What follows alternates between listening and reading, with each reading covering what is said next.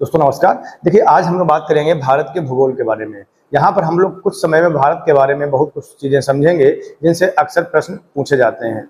तो आइए हम लोग स्टार्ट करते हैं। देखिए, सबसे पहले प्रश्न यह आ जाता है कि भारत हमारा जो है वो किस गोलार्ध में स्थित है। तो भारत जो है, भारत की जो स्थित है वो अगर हम मैप में देखें तो भारत जो है वो उत्तरी पूर्वी गोलार्ध में स्थित है। कैसे, आइए समझते हैं। देखिए, जैसे आप सभी को पता ही होगा, जैसे ये पृथ्वी है, पृथ्वी को एक रेखा बीच से लगभग 0 डिग्री पे विभाजित करती है। इसे कहते हैं 0 डिग्री अक्षांशीय रेखा। और यहाँ से 23.5 डिग्री पर एक रेखा होती है जिसे हम लोग कहते हैं कर्क रेखा। और नीचे एक 23.5 डिग्री पर एक रेखा होती है जिसे हम लोग कहते हैं मकर रेखा। और देशांतर रेखा इस प्रकार से होती है। सभी लोगों को पता है कि भारत की जो स्थिति है वो कर्क रेखा जो है वो भारत के लगभग बीच से होकर गुजरती है। तो अगर हम ये मान लें, आपके पास में ऊपर हो गया उत्तर, नीचे हो गया दक्षिण, इधर हो गया पूरब और इधर हो गया पश्चिम। तो जो भारत की स्थिति है वो देखिए आप उत्तरी पूर्वी गोलार्ध में है। तो आपके पास में प्रश्न आ जाता है कि भारत किस गोलार्ध में स्थित है। तो भारत जो है वो उत्तरी पूर्वी गोलार्ध में स्थित है। अच्छा, भारत का अक्षांशीय विस्तार जो है वो कितना होता है। तो अक्षांशीय विस्तार जो भारत का है, सभी लोग जानते हैं कि अक्षांशीय रेखाएं जो हैं वो ग्लोब पे टोटल हैं 179। तो 179 अगर अक्षांशीय रेखा है तो भारत की एक अक्षांशीय स्थित होती है। तो भारत जो है वो 8 डिग्री 4 से लेकर 37 डिग्री 6 मिनट तक होता है। इसे हम लोग पढ़ते हैं 8 डिग्री 4 मिनट और यहाँ पर हो गया 37 डिग्री 6 मिनट।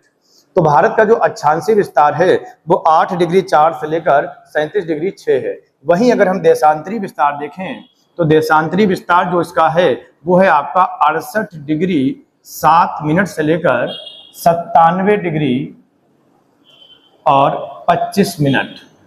तो भारत का जो देशांतरी विस्तार है वो 68 डिग्री 7 मिनट से लेकर 97 डिग्री 25 मिनट तक होता है। इस प्रकार से अगर हम भारत का क्षेत्रफल देखें तो भारत का कुल क्षेत्रफल जो बनता है वो बनता है 32,87,263 वर्ग किलोमीटर।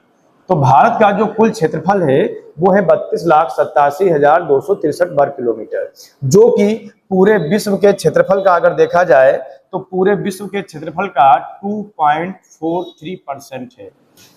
मतलब भारत का जो 32,87,263 वर्ग किलोमीटर क्षेत्रफल है वो पूरे विश्व के क्षेत्रफल का 2.43% है। तीसरी चीज, अगर हम भारत की स्थिति की बात करते हैं तो भारत की जो स्थिति है मैप के हिसाब से भारत 7 देशों को टच करता है। वो 7 देश कौन कौन से हैं, आइए हम लोग समझते हैं और उन देशों के बारे में पूछ लेता है। हम लोग यहाँ पे जो उनकी रेखाएं हैं वो ज्यादा से कम की तरफ चल रहे हैं, मतलब अवरोही क्रम में। सबसे ज्यादा जो टच होती है भारत की स्थलीय सीमा वो टच होती है बांग्लादेश के साथ में। हम 7 देश लिख रहे हैं, बांग्लादेश, उसके बाद में चीन और फिर है पाकिस्तान और उसके बाद में आपके पास में है नेपाल, म्यांमार,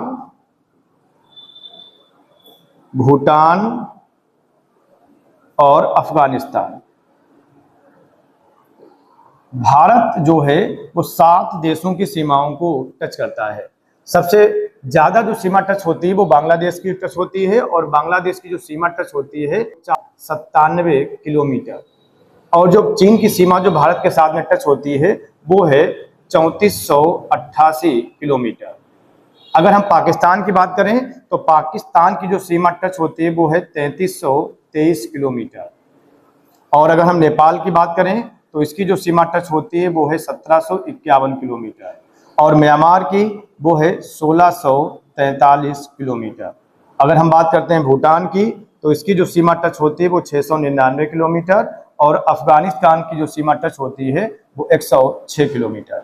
तो यहाँ से प्रश्न बन जाता है कि भारत की सबसे ज्यादा सीमा किस देश के साथ में साझा होती है। तो वो है हमारा ऑप्शन बांग्लादेश।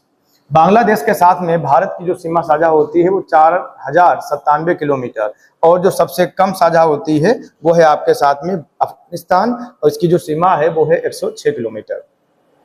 तो ये आपके पास में 7 देश हो गए। इन 7 देशों के साथ में भारत की सीमा साझा होती है।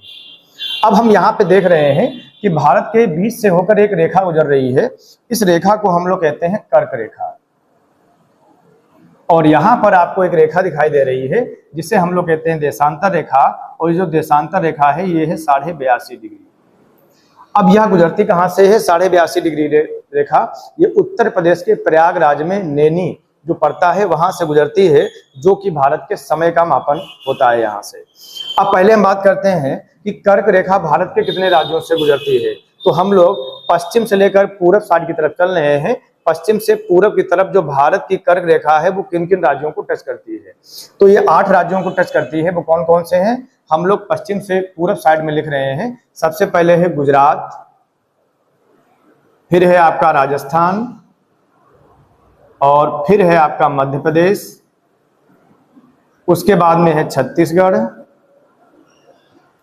उसके बाद में है झारखंड,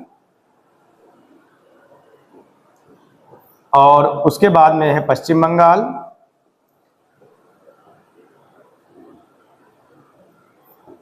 और उसके बाद में है आपका त्रिपुरा और मिजोरम।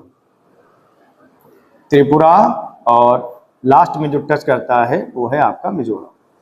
तो यहाँ पर हम लोग अगर काउंट करें तो 1 2 3 4 5 6 7 8। तो भारत की जो कर्क रेखा है वो भारत के 8 राज्यों को टच करती है। वो कौन कौन से हैं आपके? तो गुजरात, राजस्थान, मध्य प्रदेश, छत्तीसगढ़, झारखंड, पश्चिम बंगाल, त्रिपुरा और मिजोरम।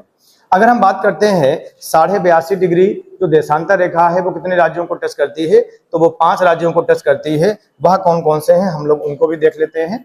तो देखिए वहां है आपके पास में उत्तर प्रदेश, उसके बाद में मध्य प्रदेश, फिर आपके पास में हो गया छत्तीसगढ़ और उड़ीसा और आंध्र प्रदेश। तो ये 5 राज्य हैं जिनको हमारी देशांतर रेखा टच करती है। तो आपके पास में यहाँ पर प्रश्न हो गए कितने कौन से? कर्क रेखा भारत के कितने राज्यों को टच करती है? वो 8 राज्यों को टच करती है। और 82.5 डिग्री देशांतर रेखा ये कितने राज्यों को टच करती है? यहाँ 5 राज्यों को टच करती है। अगर हम बात करते हैं यहाँ पर अगली चीजों के बारे में, तो भारत की जो स्थिति है, अब इसमें पर्वतीय रूप से अगर हम देखें तो पर्वतीय रूप से कितने भागों में बांटा गया है जरा हम लोग बात देखते हैं। अब हम लोग पर्वत के चीजें इसमें देख लेते हैं। तो ये सारी चीजें तो आपको समझ में आ गई होंगी। अब हम लोग पर्वत की जो श्रृंखला है इसके बारे में समझ लेंगे। तो आइए हम लोग पर्वत की श्रृंखला के बारे में समझते हैं। इस मैप को थोड़ा सा हम बड़ा कर लेंगे, जरा देखेंगे। देखिए आप सभी को पता है कि भारत का ये उत्तरी सिरा है, ये आपका दक्षिणी सिरा है, ये आपका पूर्वी और ये है आपका पश्चिमी। तो यहाँ पे कुछ क्वेश्चन ऐसे आ जाते हैं, जैसे आपसे पूछ लिया जाता है भारत का जो सबसे उत्तरी पॉइंट है इसे क्या नाम दिया जाता है? तो जो भारत का सबसे उत्तरी पॉइंट है इसे इंदिरा कॉल कहा जाता है। पहले हम लोग यहाँ पढ़ लेंगे फिर हम लोग चलेंगे उधर। इसे कहा जाता है इंदिरा कॉल। और जो दक्षिण पॉइंट है यहाँ पर, अगर हम तमिलनाडु के पास में बात करें तो इसे कहा जाता है कन्याकुमारी। मगर यह सबसे दक्षिण पॉइंट नहीं है, क्योंकि सबसे दक्षिण पॉइंट जो पड़ेगा वो आपका ग्रेट निकोबार की तरफ पड़ेगा, जिसे हम लोग क्या कहेंगे? ये इंदिरा काल है और उसे हम लोग कहेंगे इंदिरा पॉइंट।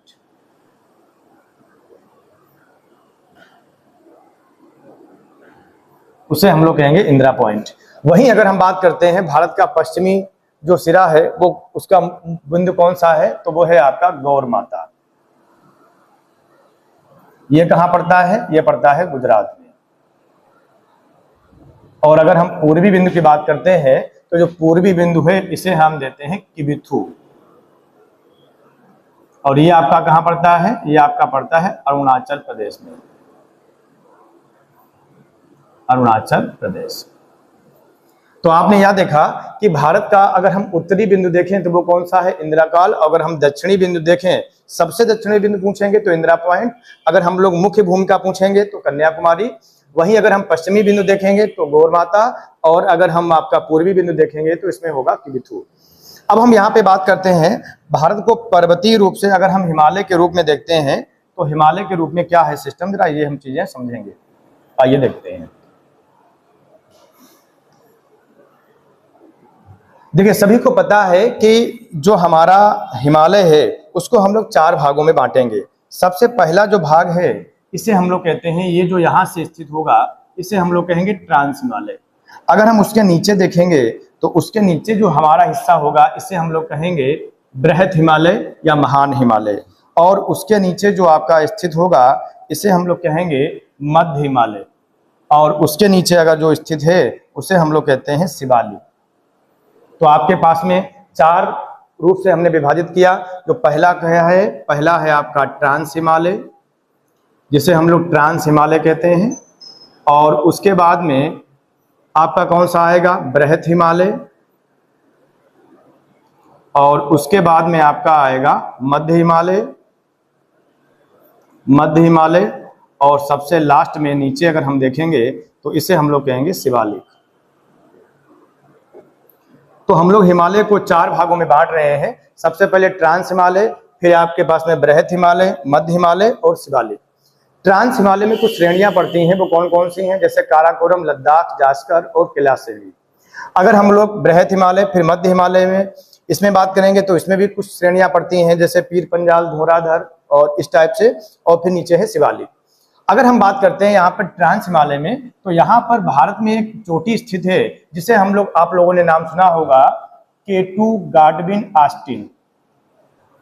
तो यह भारत की सबसे ऊंची चोटी है, मगर यह क्षेत्र चीन के कब्जे के रूप में है। तो भारत में प्रेजेंट टाइम पे अगर बात की जाए तो प्रेजेंट टाइम पे यहाँ पे सिक्किम में एक चोटी स्थित है जिसे हम लोग कहते हैं कंचनजंगा। तो अगर भारत में प्रेजेंट टाइम पे जो स्थित है वो सबसे ऊंची चोटी कौन सी है, कंचनजंगा। अगर इस प्रकार से प्रश्न आता है कि भारत की सबसे ऊंची चोटी, तो आप बताएंगे K2 गॉडविन ऑस्टिन। अच्छा, अब बात करते हैं हमारा एवरेस्ट पर्वत किस श्रृंखला में स्थित है, जरा उसके बारे में बात करेंगे। देखिए, पहले अगर हम लोग बात करते हैं ट्रांस हिमालय में, तो ट्रांस हिमालय में जो श्रेणियां हैं हमने क्या क्या बताई है, काराकोरम, लद्दाख, जास्कर और कैलाश। तो आपको ध्यान रखना है, यहाँ से एक सिंधु नदी होकर बहती है। जो सिंधु नदी बहती है वो जास्कर और लद्दाख के बीच से होकर बहती है। यह भी कई बार प्रश्न पेपर में पूछ लिया जाता है। अब अगर हम बात करते हैं ये कि जो पर्वत श्रृंखला है वो कौन कौन से स्थित है, सबसे लास्ट में यहाँ पर अगर हम बात करते हैं तो यहाँ पे एक पर्वत स्थित है जिसे कहेंगे नामचा बरवा। ये जो पर्वत स्थित है इसे हम पर्वत को क्या नाम कहेंगे, नामचा बरवा। उसके बाद में यहाँ पर है कंचनजंगा, फिर यहाँ पे मकालू, एवरेस्ट और मनसालू, अन्नपूर्णा, धौलाधर, ये श्रेणियां स्थित हैं। ये है नेपाल में। कौन कौन सी हमने बताया, नामचा बरवा, कंचनजंगा, मकालू, एवरेस्ट, मनसालू, अन्नपूर्णा और धौलाधर। ये जो है आपके पास में स्थित, ये स्थित है नेपाल की। जैसे कई बार क्वेश्चन आ जाता है कि अन्नपूर्णा श्रेणी कहाँ स्थित है, तो वो है नेपाल में। अब इसके बाद में यहाँ पे पड़ता है उत्तराखंड, यहाँ पे नंदा देवी, कामेत, बद्रीनाथ और बंदरपूंछ, ये जो पर्वत चोटियां हैं वो स्थित हैं, और ये उत्तराखंड में है। और यहाँ पर एक पर्वत स्थित है जिसे कहते हैं नंगा पर्वत, वो आपका जम्मू कश्मीर में। तो इस प्रकार से हम लोगों ने देखा कि जो श्रेणियां स्थित हैं भारत में, सबसे पूर्वोत्तर श्रेणी हम लोग यहाँ पे क्या नाम लिए हैं, नामचा बरवा, कंचनजंगा, मकालू, एवरेस्ट, मनसालू, अन्नपूर्णा, धौलाधर, फिर ये नंदा देवी, कामेत, बद्रीनाथ और बंदरपूंछ। नंदा देवी, कामेत, बद्रीनाथ और बंदरपूंछ, और यहाँ पे है आपका नंगा पर्वत। तो इस प्रकार से हम लोगों ने इस छोटे सेशन में भारत के बारे में बहुत कुछ सीख लिया। अगले सेशन में हम लोग इससे कुछ आगे की चीजें समझेंगे।